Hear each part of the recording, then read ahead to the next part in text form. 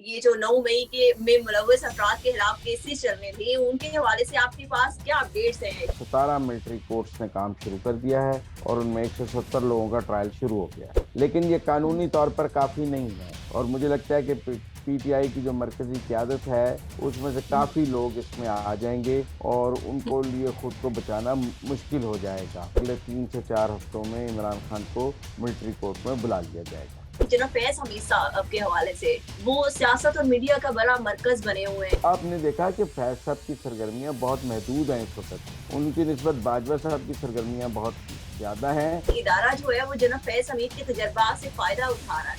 इदारा उन्हें कोई ज्यादा पसंद की निगाह से नहीं देखता। इमरान खान और वो मिलकर जो मर्जी कर लेते थे, किसी को कुछ पता नहीं होता था, तो अब वो पूछा जा रहा है। देखें, नाअहली तो अगर मिलिट्री कोर्ट से सजा हो गई तो नाअहली हो गई।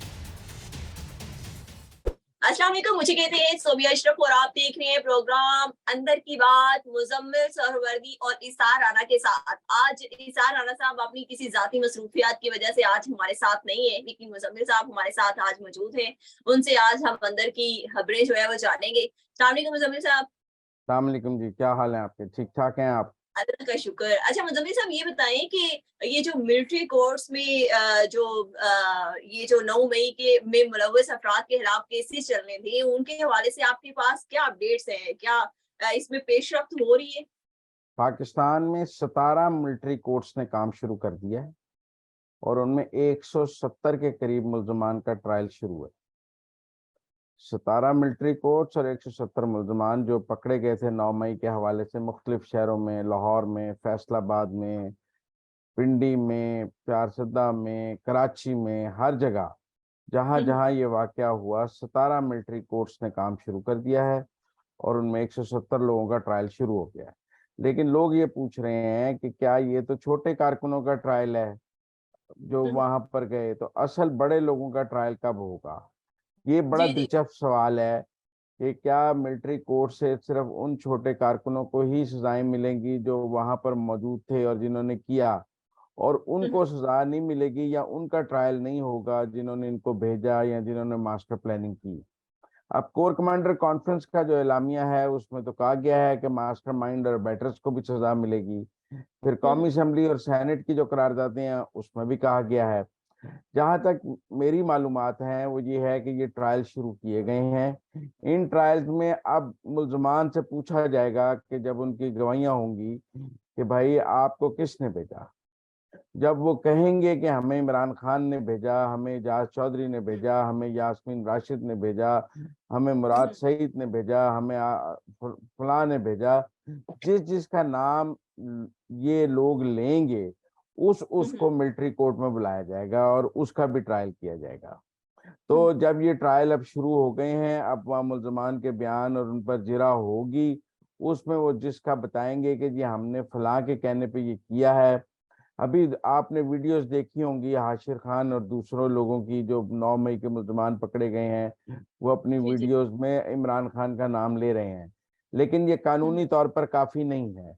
ये लोग जब मिलिट्री कोर्ट में अपने ट्रायल में इमरान खान का नाम लेंगे कि हमने ये इमरान खान के कहने पर किया है, तो फिर इमरान खान को बुलाया जाएगा। जब वो कहेंगे एजाज चौधरी, मुराद सईद और जो राजा बिशारत, जिस जिसके नाम लिए जा रहे हैं कि वो इनके पीछे हैं, ये जो 170 मुल्जमान हैं, इनमें से जो जो लोग फिर जिस जिसका नाम लेंगे वो अबैटर्स और मास्टरमाइंड में आते जाएंगे और उनका ट्रायल यानी होगा। आगे आने वाले चंद हफ्तों में जो है वो इमरान खान के खिलाफ कार्रवाई जो है वो हो जाएगी। हाँ, 3 माह के अंदर मिलिट्री कोर्ट में ट्रायल मुकम्मल हो जाएगा और हम्म, इमरान खान इस दौरान को महीने में 20 दिन में उनका नाम भी हम्म, वहां आ जाएगा और उसके आने के बाद फिर कहा जाएगा कि इस मुलजिम ने इमरान खान साहब का नाम लिया है, इस हम्म। बुनियाद पर इनको इमरान खान साहब को बुलाया जा रहा है।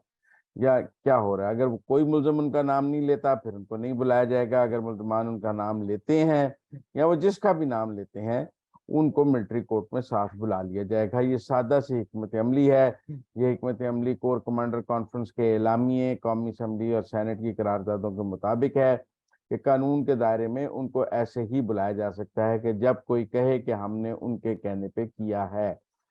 अब अच्छा एक ये तो ये, आपने सुनी होगी स्टेटमेंट, आज़म रज़ीद तारड़ ने कहा कि हम ये जो मिलिट्री कोर्ट्स में ट्रायल जो हो रहे हैं वो आलमी माहदू के मुताबिक हो रहे हैं। ये वो किसकी तरफ इशारा कर रहे थे? नहीं, देखिए दुनिया भर में मिलिट्री कोर्ट्स हैं। मैं आपको बताता हूँ। मिलिट्री कोर्ट्स का तसव्वुर कोई ऐसा नहीं है कि पहली बात तो ये है कि इमरान खान साहब ने अपने दौर में ही मिलिट्री कोर्ट्स को में सिविलियंस के ट्रायल की इजाज़त दी।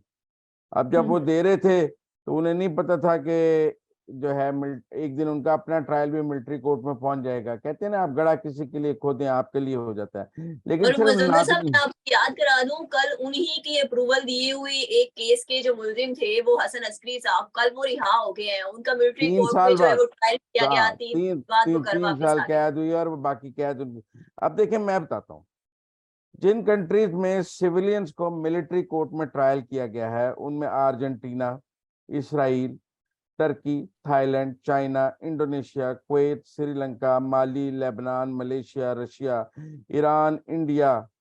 इंडिया भी इसमें शामिल है, Cuba, Kenya, Bahrain, Chile, Mexico, Peru, Philippines. तो इन इतने सारे ममालिक में मिलिट्री कोर्ट्स में सिविलियंस के ट्रायल हुए हैं।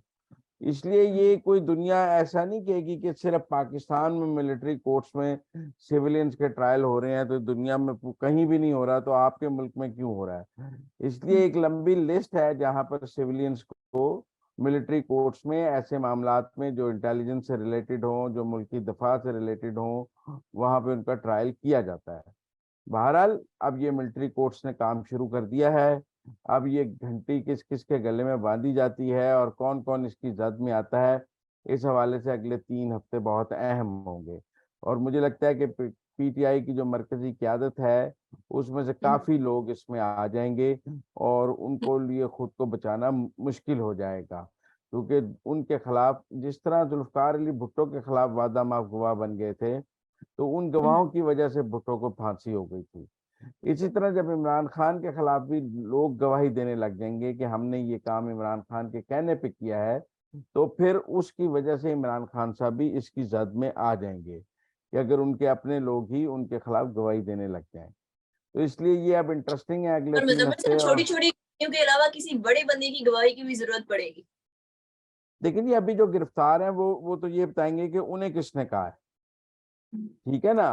अगर उनमें से कोई कहता है कि मुझे इमरान खान ने कहा है तो इमरान खान हो जाएगा। उनमें से कोई कहता है कि मुझे महमूद रशीद ने कहा है, एजाज चौधरी ने कहा है, मुराद सईद ने कहा है, आजम सुवाती ने कहा है, यास्मीन राशिद ने कहा है, असद उमर ने कहा है, तो वो उनका नाम जिस जिसका वो नाम लेंगे उसको मिलिट्री कोर्ट में बुला लिया जाएगा कि आपने ये इसमें आप मास्टरमाइंड थे, इसमें आप अबैटर थे, आपने इसकी प्लानिंग की, क्यों ना आपको इसमें सजा दी जाए। लिहाजा जिन लोगों का ख्याल है कि कुछ नहीं हो रहा और इमरान खान के खिलाफ कुछ भी नहीं हो रहा, वो ये समझें कि घेरा तंग हो रहा है और उनके मिलिट्री कोर्ट में बुलाए जाने के इम्कानात काफ़ी रोशन हैं। और मुझे लगता है अगले 3 से 4 हफ्तों में इमरान खान को मिलिट्री कोर्ट में बुला लिया जाएगा। हुँ। अच्छा मुज़म्मिल साहब, दूसरी खबर ये कि ये अंदर की बात मैं आपसे जानना चाहूँगी, जनाब फैज़ हमीद साहब के हवाले से, वो सियासत और मीडिया का बड़ा मरकज़ बने हुए हैं और ये भी अपडेट्स आ रही थी कि उनसे 9 मई के वाक़यात के हवाले से कुछ तहकीकात हो रही हैं। लेकिन आज जो है वो एक जंग के ही, जियो के ही एक रिपोर्टर हैं इन्वेस्टिगेटिव, उन्होंने एक जो है वो खबर दी है। उन्होंने कहा है कि ऐसी कोई जो है उनसे तहकीकात नहीं की, वो नजरबंद भी नहीं है। आपके पास अंदर की क्या इत्तलात है? आप वो 2 दिन पहले वीकेंड पे अपनी फैमिली के साथ मरी भी गए हुए थे जनरल फैज। तो ऐसा नहीं है कि वो चकवाल में है, वो पिछले हफ्ते उन्होंने अपनी फैमिली के साथ मरी में टाइम गुजारा है। तो उनकी मूवमेंट तो है, लेकिन आप ये मूवमेंट बहुत रिस्ट्रिक्टेड है। ऐसा नहीं है कि वो खुले आज़ाद हैं। आप समझे उनकी हालत डॉक्टर कदीर वाली है कि उन्होंने कहीं जाना है तो वो मिलिट्री से इजाज़त लेकर जाते हैं, बताते हैं कि मैं वहां जा रहा हूँ, फिर वहां पे उनके साथ मॉनिटरिंग होती है।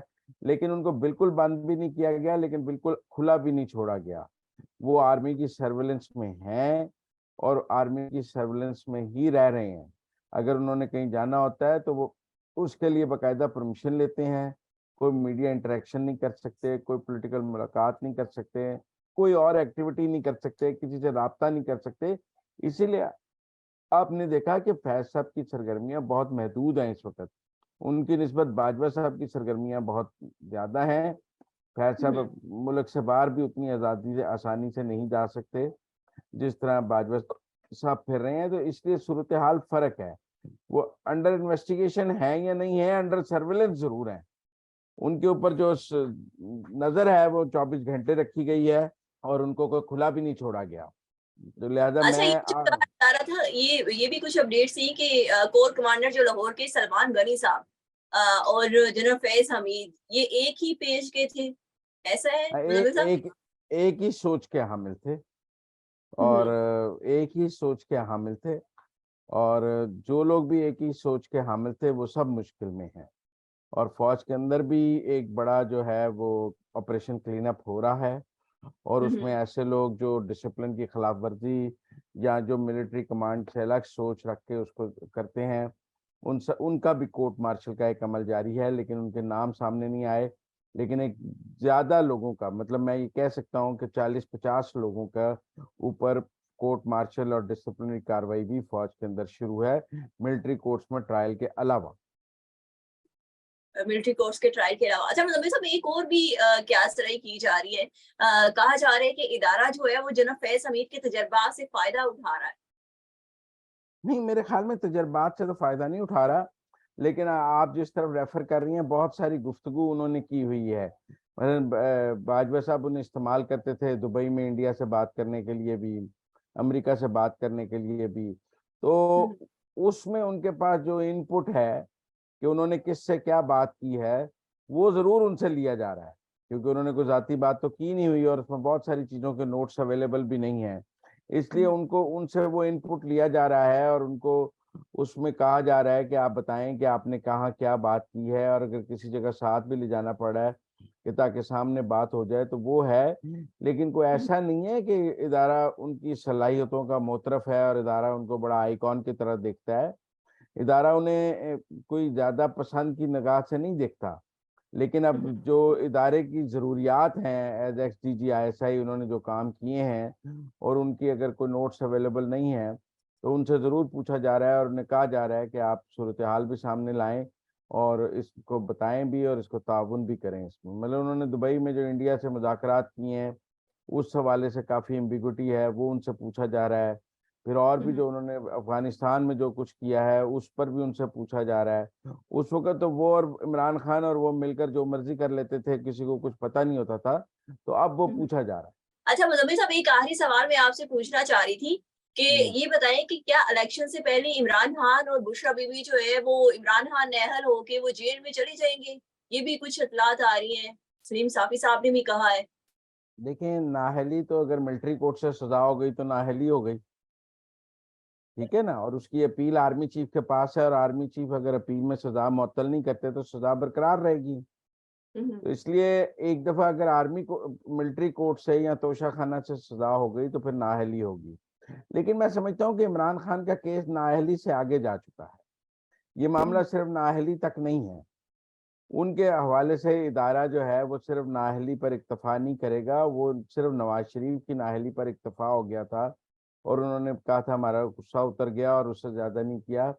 इमरान खान ने जिस तरह फौज को हिट किया है, फौज में बगावत लाने की कोशिश की है, मुझे लगता है कि वो नाअहली पर उनकी सजा खत्म नहीं होगी। उनको सजा दी जाएगी, रिग्रेस इम्प्रिजनमेंट की जाएगी और उनसे उनको इलेक्शन से पूरी पार्टी को बाहर रखने की तैयारी की जा रही है। मतलब PTI इलेक्शन में हिस्सा ही नहीं लेगी। जहां तक मुझे लगता है इमरान खान इतनी बंद गली में आ जाएंगे कि उनके पास बाइकआउट के अलावा कोई ऑप्शन नहीं रहेगा और हम्म। वो किसी को भी PTI के नाम से इलेक्शन नहीं लड़ने दिया जाएगा अगले इंतखाबात। Thank you so much Muzammil साहब कि आपने हमें अंदर की अपडेट से आगाह किया। मुजम्मिल साहब के मुताबिक पीटीआई जो है वो इस इलेक्शन में जो है वो कहीं पे भी खड़ी होती हुई नजर नहीं आ रही है और वो एक बंद गली में दाखिल हो चुकी है। इसके साथ ही मुझे इजाजत है।